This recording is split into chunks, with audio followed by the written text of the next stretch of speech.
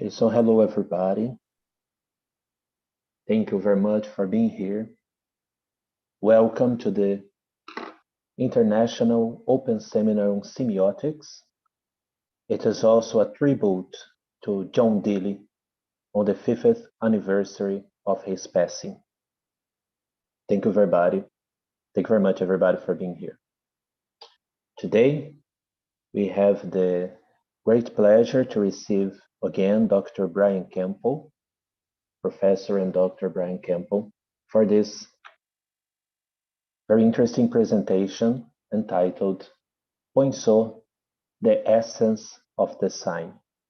Dr. Kemple, thank you very much for being here again, for supporting our seminar, for helping us. Thank you very much.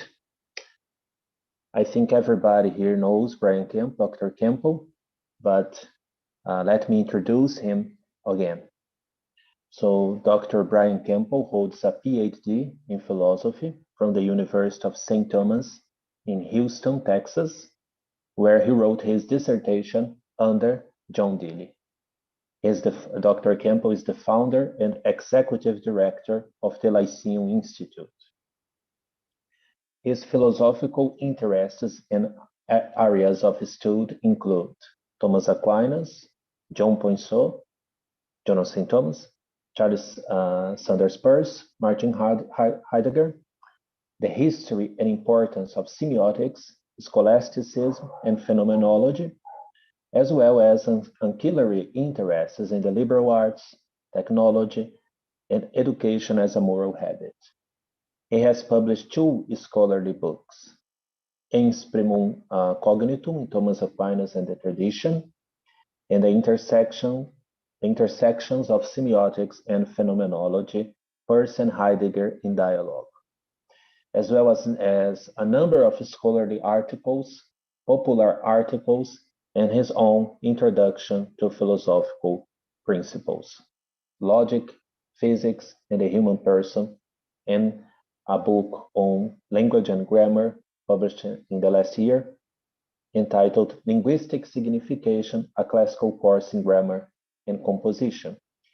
In addition to being the executive director of the Lyceum Institute, Dr. Kemple is the executive editor of Reality, a journal for philosophical discourse. Thank you very much, Dr. Kemple. Welcome again, and you can start your lecture. Yes, thank you very much, William. Here once again, for the last time, I suppose, giving a presentation for this wonderful event. Before I get to the presentation itself, allow me to begin with 2 quick comments. The first of which is that I do not have any slides this time, so I'll have to entertain you and keep you engaged with my face and my voice. And the second part, which makes that a particular challenge, is that my presentation does run a little long, perhaps, this time. So I'll try and maybe cut a little bit here and there as I go. But this is perhaps fitting because the very nature of this presentation, as we will see, as I hope we will see, is that in contrast a little bit to the previous presentations that I've given for this seminar, this will be less expository and a little bit more exploratory. When initially I had come up with the idea, I thought I might be presenting on the semiotics of Poinsot really for the first time in this seminar, but Professor Gradim did such an excellent job summarizing that I thought perhaps I was free to go in a different direction. So we are here nearing the end of this great year together, and I want to thank everyone for being here. After 30 some odd presentations, it's perhaps easy to get a little fatigue in the inquiry into semiotics. And we still have, I believe, at least 6 presentations scheduled after this. But in the spirit of that drawing towards a close, I want to begin this lecture with a reflection. The decision was made to divide this conference into 2 modules, one being historical and the other being systematic. I doubt neither this distinction nor its fittingness for our project here together. But what I wish to stress is that the division should never be understood as something too absolute, as though one treats of semiotics either historically or systematically. such a division would drive a wedge between the doctrine and the practice, and I believe that that would result in the practice falling very shortly thereafter off a very steep cliff. It is precisely the universal applicability of semiotics to all studies and inquiries that makes the way of signs that distinctive approach whereby the fourth age of philosophy, the postmodern or the age of relation, by which this is to be distinguished from the third age, the modern, as characterized by its way of ideas.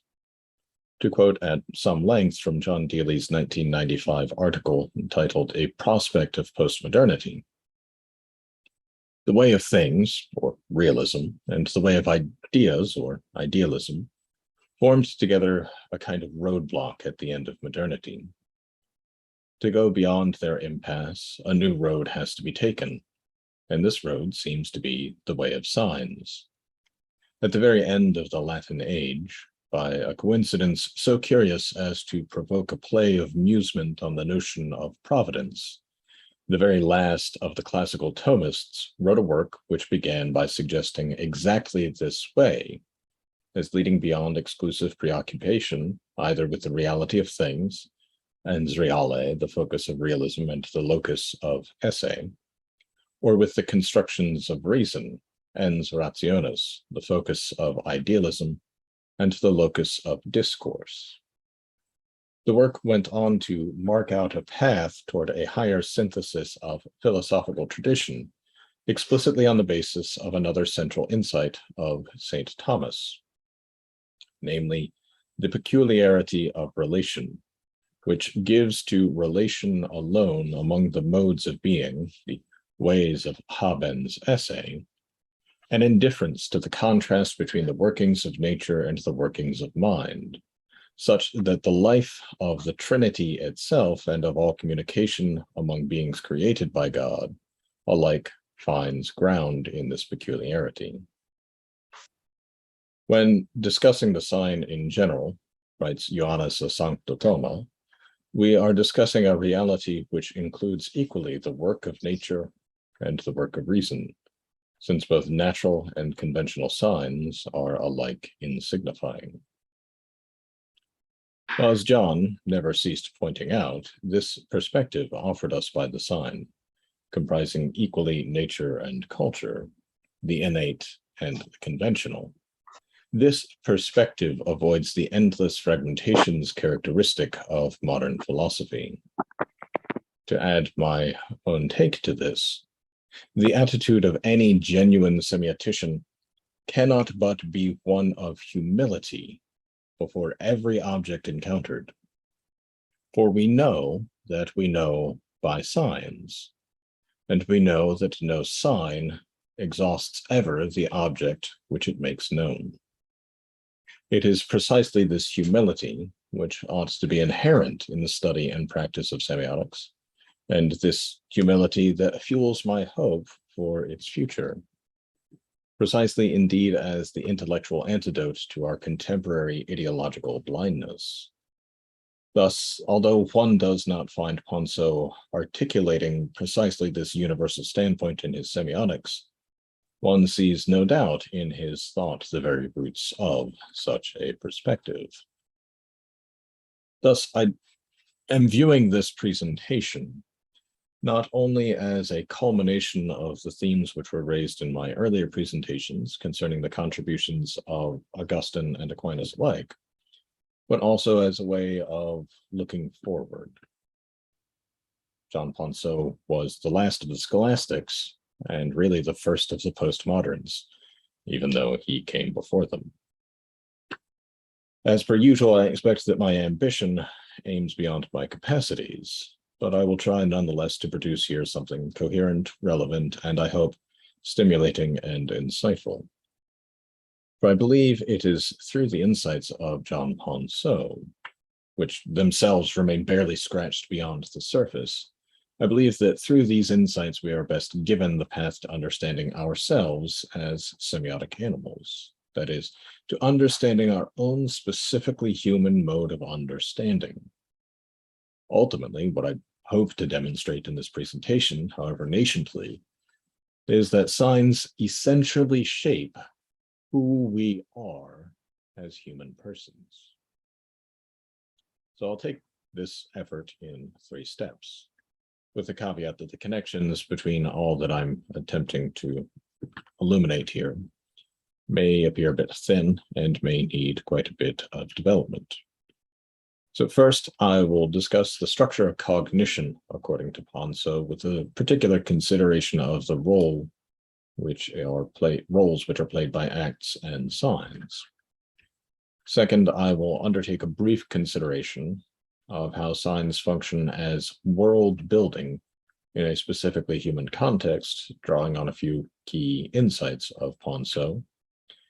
And third, I will discuss specifically the reflexive action of the species expressa, the verbum mentis, or the formal sign of the human mind, and a correlative role played by habit. And finally, I want to conclude by a very brief reflection on our nature as semiotic animals. So, part 1, acts, signs, and the structure of cognition. As most of you, I do not doubt, are aware, human intellectual cognition was generally held by scholastic authors to differ from non-human animals, not only in degree, but also in kind.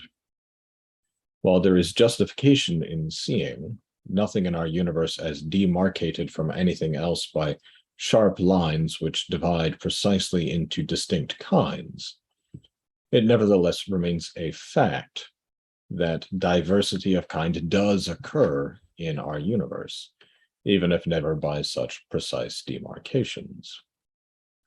Put in other words, although it may arise through a multitude of changes in degree, a real difference in kind occurs whenever something has an act or manner of acting which is absent in others.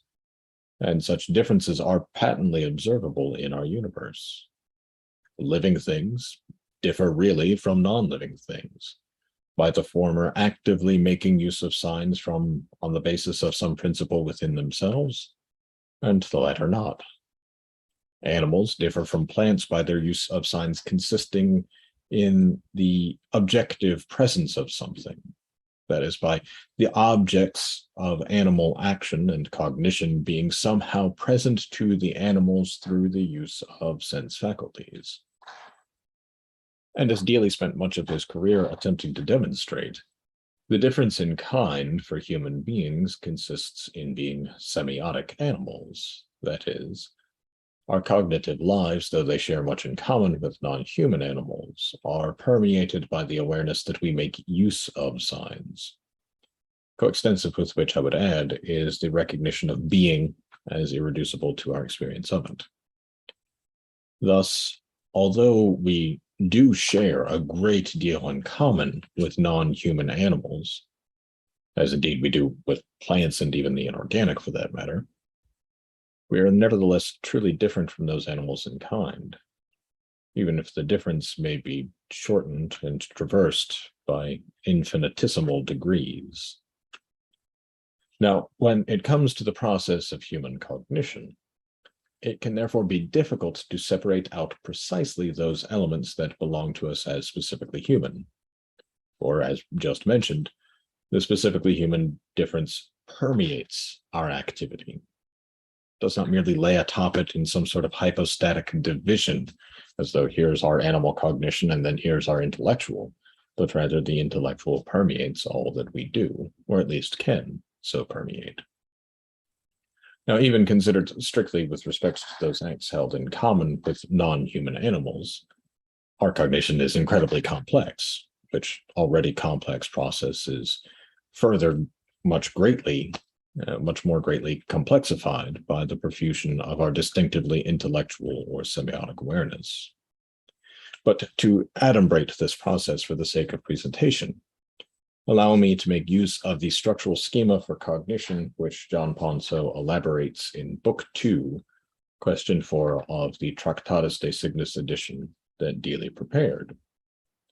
Now, this schema is specifically intended to explain the process of intellectual cognition, though a very similar process does occur within the internal senses, or what John Poinsot named phantasiare. Now, before getting to the text, just allow me very briefly to make a quick point on terminology.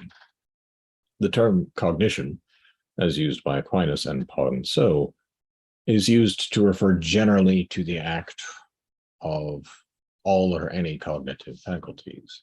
It's not constrained to the intellectual, it's not constrained to the phantasiare set of faculties, but is used with a very broad extension, such that to see is an act of cognition, as is to imagine creatively, or to understand contemplatively, or any intersection of the various cognitive faculties which we possess. Thus, we might distinguish between perceptual and intellectual cognition as broad divisions, again, with a great deal of overlap, or we might use cognition to refer to both kinds taken together in a single act or action or actuality. Now, with this in mind, we find Poinsot writing in the opening paragraph of Book 2, Question 4, that, to quote Deely's translation with some expository additions of my own, there are 4 factors which concur in the faculty of the understanding for its act of cognition, to wit, the thing which is understood, the conception of the understanding, which can also be called the expressed specification or verbum mentis, the impressed specification by which it is understood, and the very act of understanding itself. Within this fourfold order, to which there's an interesting parallel text in the 3rd volume of the Reiser edition of the Cursus Philosophicus, within this fourfold order, the thing understood comes first in being, the impressed specification second, and the act of understanding concomitantly issues forward in the expressed specification, whereby through such an issuance, the thing then becomes an object known, or an object terminatively considered. Without all 4 concurring, there cannot be a completed act of intellectual cognition. The impressed specification, that whereby the object is received into some passive cognitive power, the impressed specification is not a sign, nor even is it a representation. Rather, it is the immanent actualization of the faculty itself, of that faculty being moved to act. Conversely, the expressed specification is, in fact, the sign par excellence, or rather what should be called the sign vehicle par excellence, for it and it alone is the formal sign. Notably, however, the expressed specification must be produced by the intellect itself. It is the result of some measure of composition and division, and is therefore subject to potential errors. By contrast, the reception of the species impressa is infallible, though such infallible reception never guarantees actual intellectual cognition of the object from which it was received, since such requires actual intellectual awareness, understanding, requires the concurrence of all 4 factors. Now, notably, pre-intellectual cognition comparably has from some sensible thing an impression, that is, through the external senses, an expression or the phantasm of the internal senses, and a corresponding act of perceptual judgment, some estimation or evaluation, or even we might say some kind of collation of individual intentions received through the external senses. But unlike intellectual cognition, these factors do not occur concurrently, but they occur strictly through motion, albeit the very fast motion of neural signaling, but there is a progression in time rather than a simultaneity of the actions. Now, we will keep our attention in this presentation primarily on the intellectual, really for the sake of simplicity. But the most important point here to emphasize is that both levels of cognition operate through, and always through, a certain species expressa. And to emphasize a corresponding point on which Jacques Maritain was particularly insistent, the species expressa of internal sense is that by which the species impressa of intellectual awareness is discovered.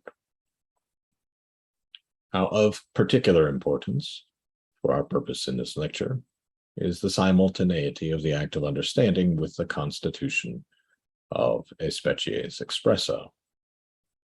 On the one hand, this explanation puts to close, I believe, any danger of some infinite regress of representations, where the act of understanding itself a representation, it would require something to which it is represented in order that cognition ever occurs. On the other hand, I think that this gives us a point yet to clarify, namely, how the act of understanding can itself constitute that which makes it to be operatively united to the object. That is, how the act of understanding relies upon the expressed specification, and yet is that which produces this. Well, to produce this clarification, I think we need to understand that every operation of cognition is an immanent one, which is to say, an action which has its perfection in the agent. Thus, the production of the species expressa is not like the production of an audible or visible word. I think this is difficult for us to understand.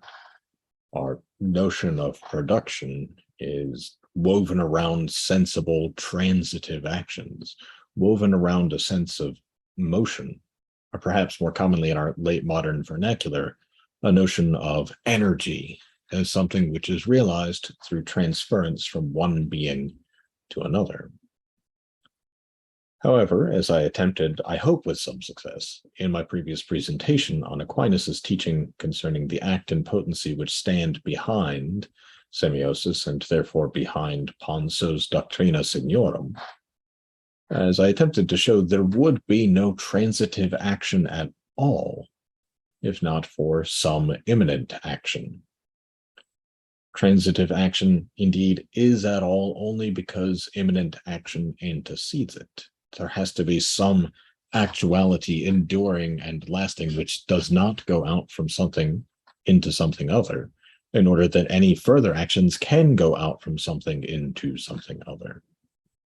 And moreover, it seems clear, I believe at least to me, that once we understand the notions properly, transitive action comes into being only ever because it is for the sake of some yet further immanent action. The ultimate purpose, the end towards which any transitive action is ultimately ordered, is the immanent action of whatever it is ordered towards. Now, with respect to the immanent act of understanding, Poinsot says, it is a vital act, which does not arise from any transitive action, that is, any extrinsic impression, but which arises from within the faculty of understanding itself. I think one way in which perhaps we can gain some traction in understanding the species expressa as both the product and the instrument of the immanent act of understanding is by thinking of the ways in which we are really changed through relations without being really changed in our own subjective constitutions. For instance, it is something different, truly, to be a husband in contrast to being a bachelor, despite nothing changing in the substance of the human being himself. Perhaps an even closer example would be that of the mother, in whom there are, in fact, biological changes which occur consequent to pregnancy, some of which it seems are permanent and last forever, but who, despite these changes, remains really distinct from, even if inseparably bound to her child. It is by her child that she is made a mother, even though she is causally responsible for her child's coming into being at all. The relation of motherhood, though it may depend upon changes in mobile being, is constituted in its own being something apart from those motions. Hence, motherhood, like all relations, is accepted in some way from the laws of physics. It comes into being at the moment of conception, but it goes out of being at the moment of the mother or the child's death, regardless of how far apart they are, regardless of how long it takes for either one to discover the demise of the other. I need not belabor this point of relation singularity, which John made so often, principally through the fact that one and the same relation can be something itself independent of cognition under one set of circumstances, and something cognition dependent under another set, without changing what it is as a relation. But to translate such an example into the relation between the act of understanding and the species expressa, we must keep in mind the relational reality of things, distinct in being from one another, but discard the antecedent transitive actions. For such are necessary only when there is an imperfection in the principle from which the relation arises. The intellect, having in possession the species impressae and the power of its own being, needs nothing added to it in order that it produces species expressa. It has the perfection in and of itself to produce such. Understanding, as we saw Poinsot say previously, is indeed an immanent vital act. Of course, the act of intellectual understanding requires not only this expression, as one of the four formal elements concurring in its actuality, but some particular phantasm in which the intelligibility is realized as a material element in our properly human cognition as a whole. Nevertheless, we can see that the particulars are, while not relevant as such, never of themselves individually necessary to the attainment of understanding, as can be realized by the endless plurality of phantasmal examples which we can conjure in attempting to understand what is signified by any concept. There's no shortage of cows that I can imagine when I try to think of what it is to be a cow. In this use of phantasms, we can perhaps understand that, like an audible or visible word, the species expressa has for its function rendering present the object in the mode of a cognized terminus. While the phantasm presents a material object as that in which an act of understanding is ultimately attained, the species expressa of the intellect renders the formal object present as that which is understood. A concept or specifying form expressed by the understanding, as Poinsot writes, is most properly a formal sign. Now, it is significative since it represents to the act of the understanding. That is, for any unfamiliar with this, Poinsot draws a distinction between representation and signification, where representation consists in some vehicle, we could say, making present the object, but signification not only makes present the object, it makes present the object to some interpretant, as we might say in Persian language. And so the formal sign, the species expressa, the verbum mentis, signifies to the act of understanding, which act of understanding is itself not a sign. As Poinsot goes on in Book 2, Question 4. The act of understanding, thus distinct from the impressed and expressed specifying forms, is not a formal sign in whatever operation of the understanding it be taken. A sign is essentially something representative, but the act of understanding formally is not a representation, but an operation and tendency toward an object. Whence, since habit is generated as the result of such acts multiplied, An acquired habit is not something representative, but a disposition of the cognitive power for eliciting acts similar to those which formed the habit. Well, I want to turn to this last point, which Poinsot makes, namely that concerning acquired habits and their formation. I want to turn to that later on in the third section of this lecture. First, however, I want to emphasize the more general point of this passage, that cognition, as an operative tending towards union with the object, does not represent but unites. It is an action of esse intenzionale, accomplished through the presentation of the object by the concept. What does it mean for an action to result in an operative as opposed to a representative unity? Well, as Poinsot adds in responding to a counter-argument, an act of understanding does not have a rationale of representing, because a representation is made by containing another as its vicegerent, not by operating. Whence the unitive action of the act of understanding is not said to represent, even though it unifies power and object, and so not every mode of uniting is a mode of representing.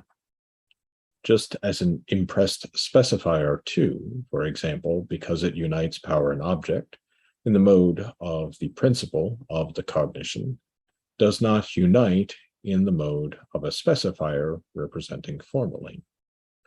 And therefore, it is not a representative, but an operative union. That is to say, a union in the mode of a second act, not as containing, but as tending toward an object. Well, maybe that doesn't really clarify things for us to distinguish precisely what it means to have a operative as opposed to a representative unity, but it does give us some fruitful things on which we can contemplate and reflect. Now, this tending toward an object, which is characteristic of union in the mode of a second act, is not something meant as a being in progress or something incomplete. It's not the tending of a motion, but much in the way that a mother without motion is, by virtue of being a mother, always tending toward her child. Thus, Poinsot says, this immanent act of understanding is not an action in the mode of a movement and of a way of tending toward a further term, that is, beyond that with which it is actively united, but in the mode of a final actuality in which a whole cognition is completed.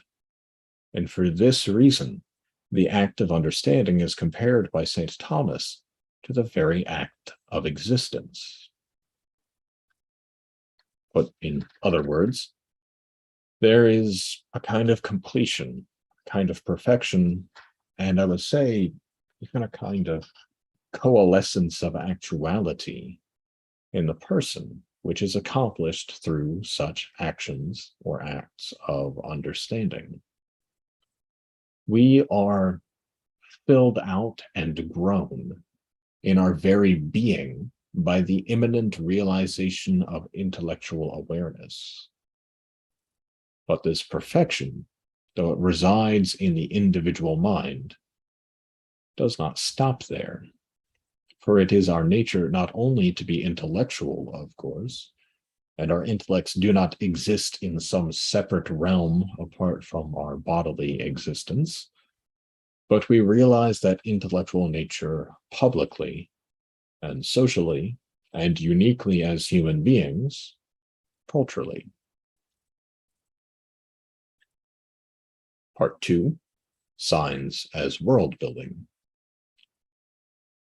In the first volume of his sadly never completed Postmodernity in Philosophy Poinsot trilogy, titled Augustine and Poinsot, John Deely writes, signs achieve this interfacing of nature and culture by weaving the fabric of human experience as sustaining an objective world, including a nascent awareness of the things of the physical surroundings as they are in themselves, and able to be further investigated and known by an exercise of critical control over objectivity made possible by the difference between human understanding and simple sense perception. The critical control over objectivity, in other words, is our ability to determine how, and therefore to some degree what, we think of the objects of our cognitive activities. I look at the mug of coffee on my desk and can attend specifically to its shape or its color, to its contents visibly or to their aroma, to the blankness of one side or the writing which is on the other, and so on and so forth. I can think of it as a mug, or I can think of it as my mug. I can look for the country of origin, which is so often printed on the bottom of our products in the United States of America, and more often than not, we see that it's China.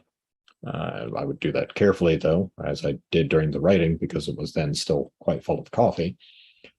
And I could see that it, in fact, has no such information. Or I can think about whether it looks better turned this way or that. Or I can consider practically what is the easiest place to set it down for future sipping, while still allowing the placement of many books in front of me for the purposes of writing this lecture. All of this is an exercise of critical control over objectivity. This is all how I relate to, think about, control my thinking about how this object is presented in front of me. But such an exercise of critical control is neither absolute, nor does it come all at once.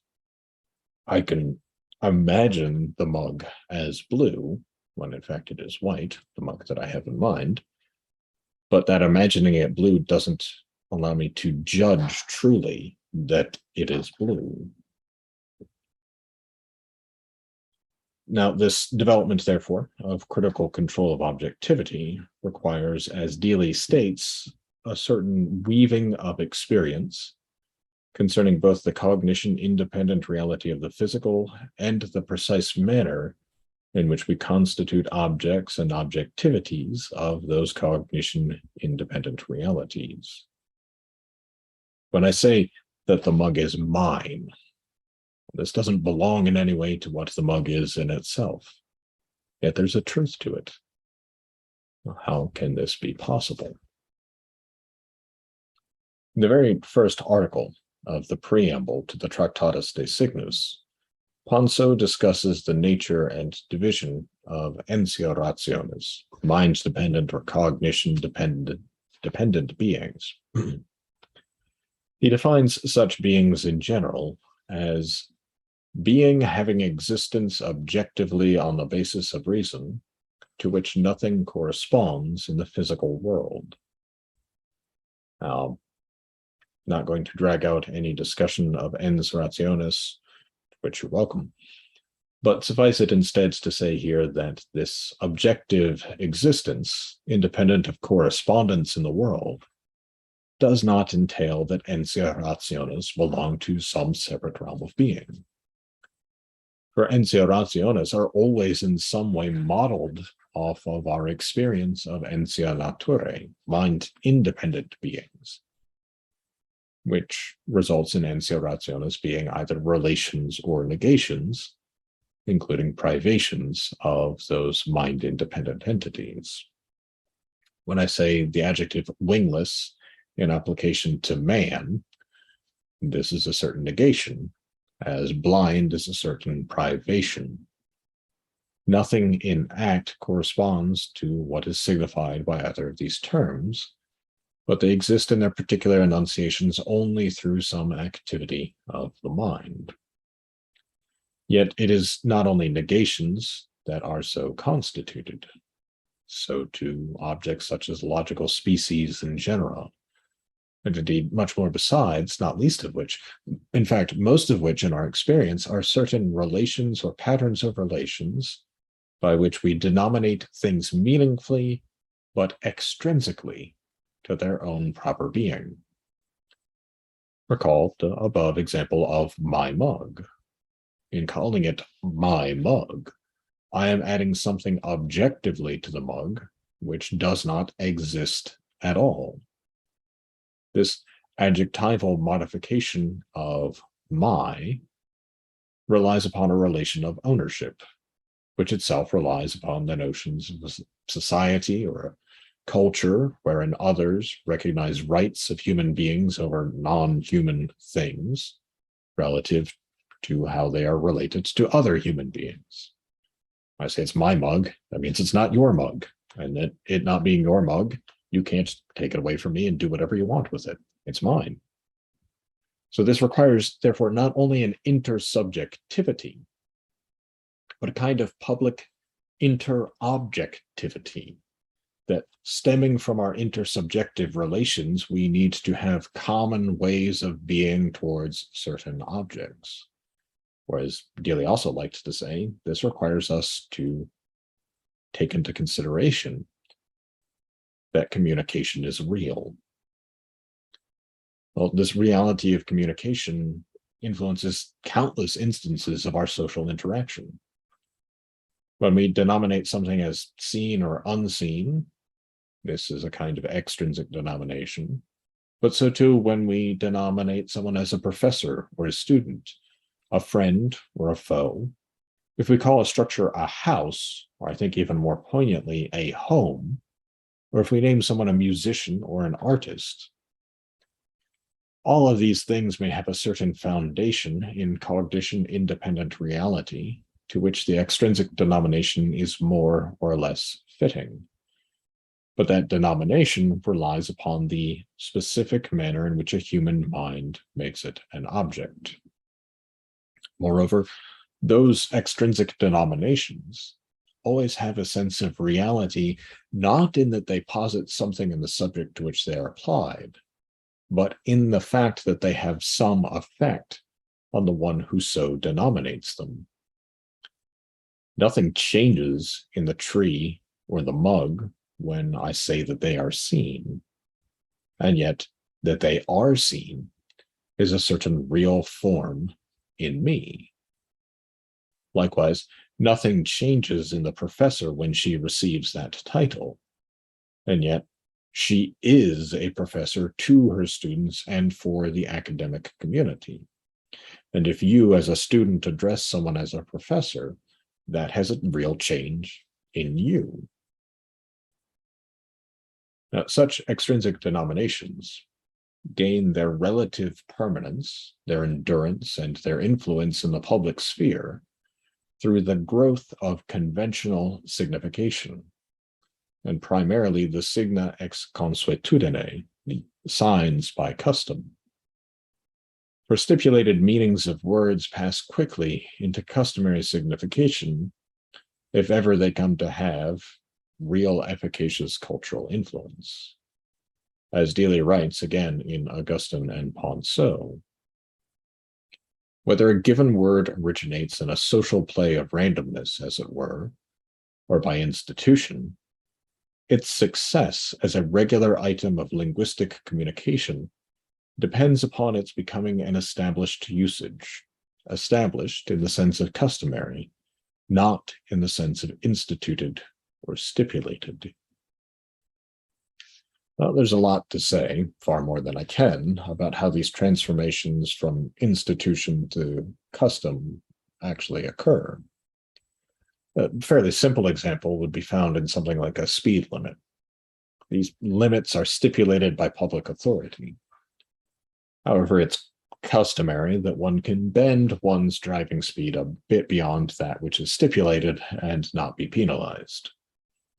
Many places, very commonly in the United States, for instance, it is stipulated that the speed limit is 35 miles per hour, that is 56 kilometers per hour. But customarily, one will not receive a speeding ticket so long as one's speed does not exceed, let's say, 39 miles per hour or 62 kilometers per hour. Different customs may obtain in different parts of the country. Some might allow for greater or lesser speed relative to what has been stipulated. And it's very helpful to know that if you're driving through a small town and you don't want to get a speeding ticket to know that, well, maybe I should stay closer to 35 miles an hour and not exceed 40. But at the same time, we can see that simply having a speed limit in the first place is something which is customary. So while customs grow out of stipulations, they conversely can give rise to demand for further stipulations. And indeed, custom has a much stronger presence in our lives than does stipulation. Custom adheres much closer to nature in its development and its efficacy than does stipulation. It is the bridge between stipulation and nature. Consider what Poinsot writes in the 6th question of Book 2 in the Tractatus DeCygnus, where he says, even though human custom proceeds from a free cause and so is denominated a free effect, nevertheless, the formal rationale of signifying is not any free deputation, but the very frequency and repetition of acts.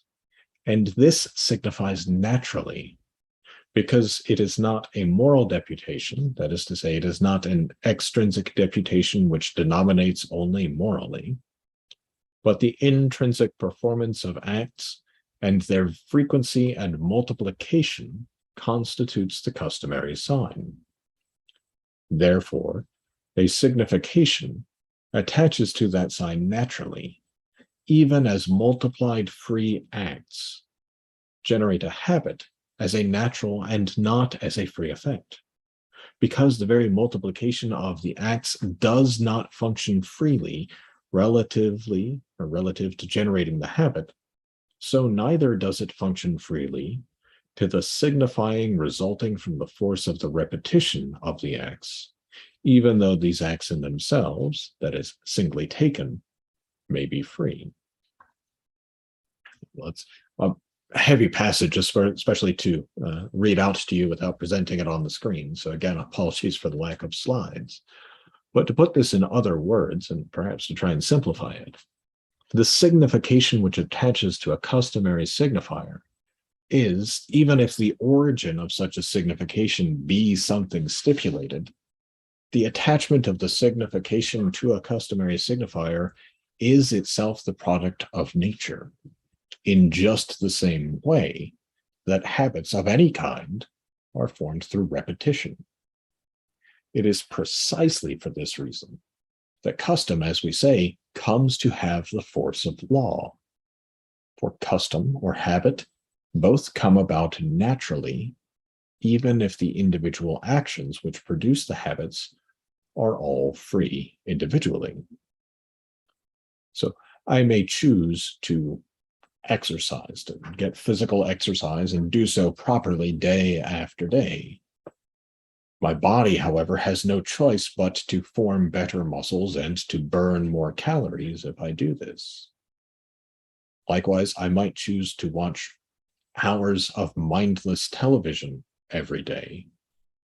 But my mind has no choice, in consequence, but to form bad habits of attention, of memory, and to adopt as its own patterns similar to those which are being observed hour after hour, day after day on the television. I can countermand these habits only by acting repeatedly to their opposite. So too it is with culture. We observe a word being applied to something, say, other than its previous application, again and again, over and over, and we see its meaning begins to shift. The signification comes to be other than it was, not as a free effect, but inevitably, so long as the use continues in this new trajectory.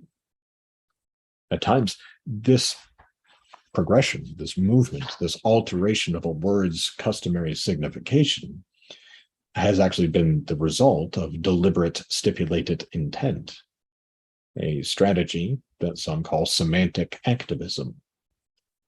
Other times, it's a matter of no conscious choice, but perhaps the slow discovery of the word's fittingness, whether by nature, that is fitting the nature of the object signified, or by the other customs of society, its fittingness to identify something adjacent to the original meaning of the word. Regardless of how it comes about, a cultural custom can be countermanded only, as Poinsot says, by a suspension removing the multiplication of acts and frequency of use. And this leads me to the third part of the lecture concerning what I am calling the reflexive action of the species expressive. Well, as I believe I hinted at before, at the very least, one of my greatest concerns, one of my biggest reasons for becoming involved with semiotics, which is to say one of the things that I believe it most allows us better to understand, but which conversely might therefore be most greatly abused, is the understanding of how the actions of signs affects the normative disposition of the human person. Now, what it means to be a person, as opposed to merely being an individual human. Being a person finds its explanation through two aspects of our experience. First is the actual pattern of interpersonal or societal or cultural relations in which we happen to live, or what we might call something like the secundum esse realization of our secundum dici orientation. That is, that there is an order inseparable in actual existence from our mode and essential specifying forms of being human. Or to put it most simply, as did Aristotle, we are political animals.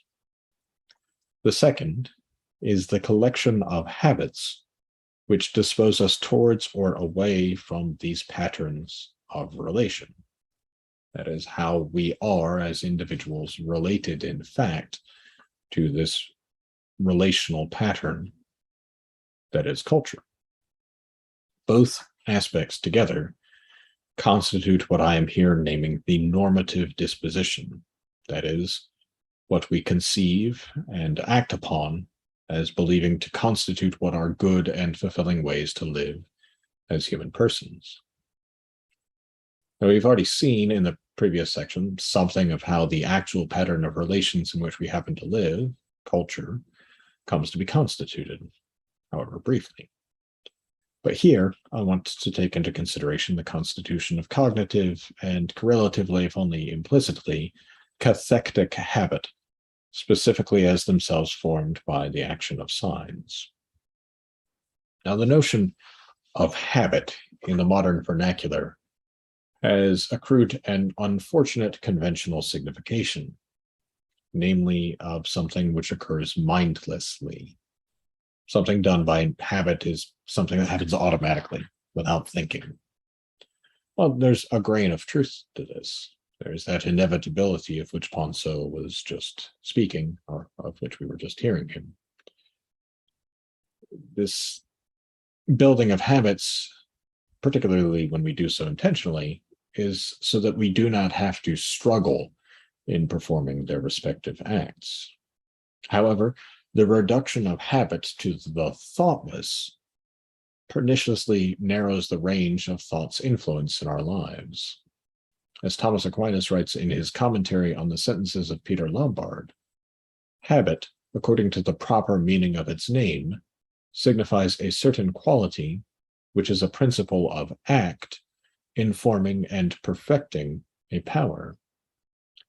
And as he adds in question 49 of the Summa Theologia, Prima Secundae, noting that the word habitus derives from the verb habere, meaning to have, if to have is taken insofar as something is said by a certain mode to hold itself in itself or with respect to another, then this mode of a habit is a certain quality, since that mode of holding itself is according to a certain quality, about which the philosopher says in Book 5 of the Metaphysics that habit is said to be a disposition according to which the thing disposed is disposed either well or poorly, and this is either according to itself or in respect to itself.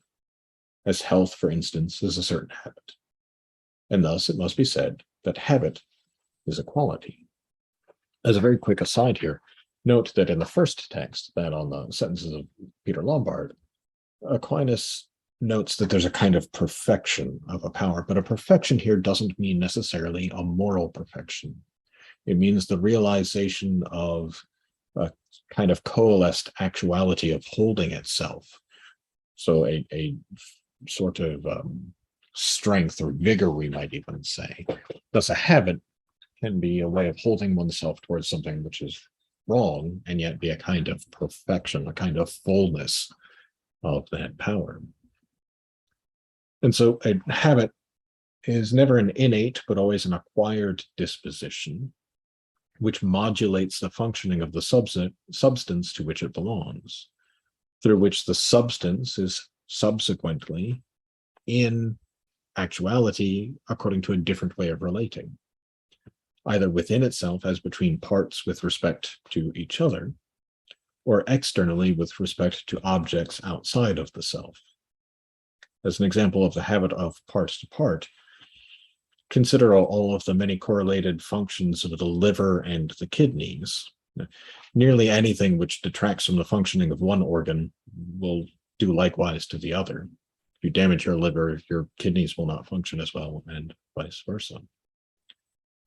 As an example of an externally oriented habit, consider the palate of the sommelier, whose ability to distinguish between different bouquets and tastes informs him much more readily of the wine's origin than could ever be discerned by a troglodyte like myself. Now, these habits may also be greatly complexified by interrelations. Someone with a habit to be easily distracted by newly appearing objects, whether that be through some sort of neurological defect or malformation, or simply through bad attentive habits grown up from childhood or something of the like, that person thereby suffers a detraction from the capacities of functions of pattern retention, for instance, or what we might more broadly call memory. Now, such habits are formed through acts of the faculties themselves. And this, I think, it brings us to a kind of mysterious fact. It's a point that Charles Peirce made. He said that it's one of the greatest mysteries of the universe why some things take habits and others do not. And we see this even with respect to the acts through which we know ourselves to build habits. Because how can something in an act itself be receptive of some further act? Now, for the sake of time here, since I'm already quickly approaching an hour here, I'm not going to dive into the issue. There's a lot of very interesting theories on action and reaction going back to Aristotle, and specifically about how reaction occurs in an agent consequent to its own action. One point which I think is well articulated in Poinsot with respect specifically to physical action and reaction is that the reaction does not directly or immediately fold back upon the faculty through which the agency was exercised, at least inasmuch as it is in act. But instead, the folding back, the reflection of actuality through which a habit is formed, seems to recur to the other parts of the agent which are yet in some passive potency. And here's where I'm absolutely convinced that my ambition far outstrips not only my allotted time to speak here today, but the time that I had set aside to prepare in researching for this lecture. As I looked through the secunda pars of Poinsot's Ars Logica, or Artis Logica, and the quarta pars of his Philosophia Naturalis, I saw emerging what I believe to be in some way the natural sequel to the Tractatus de Cygnus. That is, an implicit doctrine of how signs affect the cognitive faculties and habits of human beings. In sum, and in anticipation of that, not that I'm promising to produce any such sequel, but in anticipation of further research in that direction, I think that going beyond what is explicitly in Poinsot, at least what I could glean from rifling through hundreds of pages, allow me to say that the species expressa, in making present the object for the act of understanding, may cause not only alterations in the other faculties of the human being which are involved in such intentions, but may also lead to certain reactions, that is, actions which fold back upon us in the way through which things are made present to us. Now, both these alterations and these reactions, given, of course, frequency and repetition, will beget habits. But the cause of alteration and habituation in other faculties is not that difficult to understand, especially with respect to something like the appetite. Who, after all, among us has not tried to instill a good habit or to dissuade a poor one by attending regularly to certain qualities of an object, by exercising that critical control of objectivity? I may not enjoy the taste of Greek yogurt, for instance, but by focusing on the health benefits regularly, I can make a habit of desiring it, just as one might do the inverse with a bad habit like smoking. The reactive causality, however, I think presents a greater challenge to our understanding. I think reaction needs to be understood here not just in that physical sense, that sense with respect to transitive actions, but also with respect to how our immanent actions affect our being in the world, and most especially our being in a cultural world. And so before giving my brief conclusion and opening up to our Q&A, I want to give two brief examples of this reactive causality, one natural and the other cultural. First, let me turn to a standby example of mine. There's a maple tree in my front yard. In thinking of it, I form a species expressa of what it is to be a maple. Rather, I admit, a vague such notion. I'm towards the tree as knowing it, but in that being towards, there's reflected back to me a strong awareness of ignorance. There's a resilience in the tree, in what the tree is, to being reduced to what my own species expressa makes known of it. This negative pattern, the pattern of my ignorance, becomes itself a kind of heuristic to my other faculties, cognitive and cathectic alike, for discovering more, for learning more about the tree. In what I know of it, I know also my ignorance, which itself is a kind of reaction, it seems. I find, in other words, that there's always something more there. Now, second, to use a cultural example, let's consider what it means to be a father, not merely in the biological, but in the cultural sense. The meaning of this word's signification has not always been the same. In previous decades or centuries, being a father may have coincided primarily with providing for material needs for the family.